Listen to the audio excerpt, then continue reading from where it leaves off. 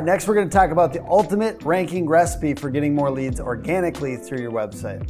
Getting leads through your website without even paying $1 to Google for an ad is really satisfying.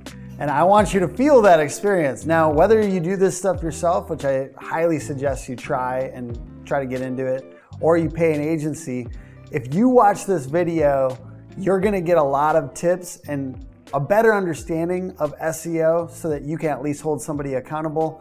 But also, if you wanna do some of this stuff, there's gonna be real strategies in here. All right, so real quickly, here are the 5 things. Number 1, prioritize your money-making keywords. 2, lay your foundation with technical SEO.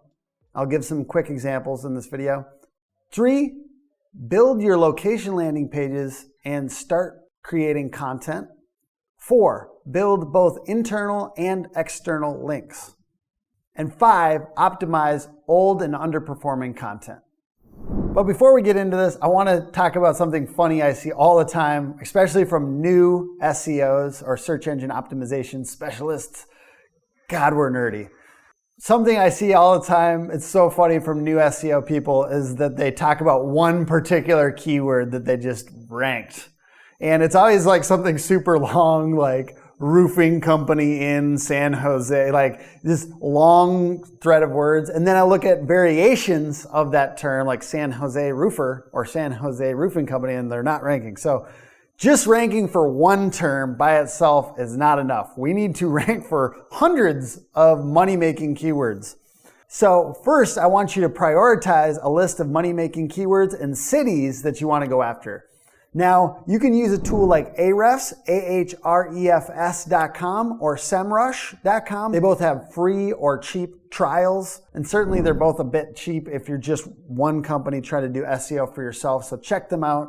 Really cool, but basically you can look for a keyword by Googling what you think somebody would be searching, and then taking the top URL or some of the top URLs and putting them in the Site Explorer on either of those tools, and then seeing what they're really ranking for and sorting by volume. So look how many people are searching these keywords that they're ranking for. It really opens up to you what people are actually searching. And after you do this a while, you start to get a knack for it and you know exactly what is probably going to be a high volume keyword. Number 2, just a real quick tip on technical SEO. It sounds complicated and nerdy, which it is, but there's a couple things you can do kind of quickly. 1, use something like WP Rocket to cache your website. And I don't need to go into the technicalities of caching, but install WP Rocket, turn on caching. It allows your website to go faster, in a nutshell. Number 2, use something like Rank Math, which is another WordPress plugin. WordPress is such a common content management system, so I'm assuming a lot of you are on it. But Rank Math allows you to de-index thin and duplicate content. Like if you have testimonials on your website, sometimes they're indexed as their own post, and that's really bad for SEO because then Google doesn't know what's important on your website. By de-indexing all those miscellaneous little bits and pieces on your website that WordPress sometimes makes, you're making the content that matters bloom. Keep building out locations and suburbs and making those pages better. You don't just want 100 words on each of your location pages. We want to build out at least 300, 500, ideally more like 700 words on each of those location pages. And I'm not just saying a wall of text.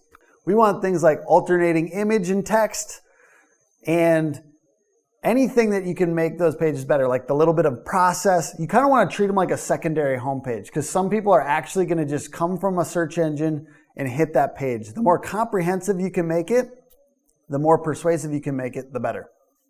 Next, I want you to build internal and external links.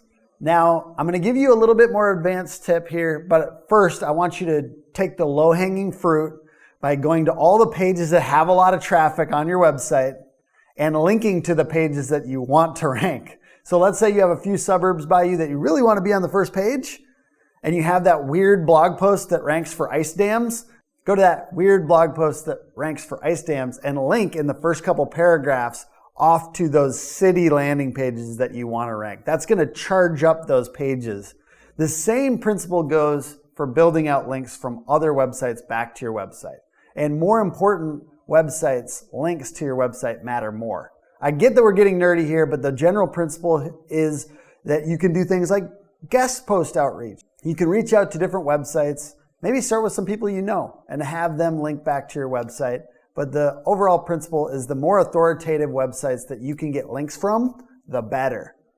A couple of ways to do that really quick are things like local directory listings and press release distribution. Just Google those two things if you want to get started now.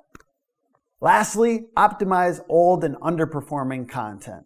Now, I have a list of blog posts that I update every single year because they get a lot of traffic already and I just update them for the new year. So I'm about to do this for ours and it is kind of boring.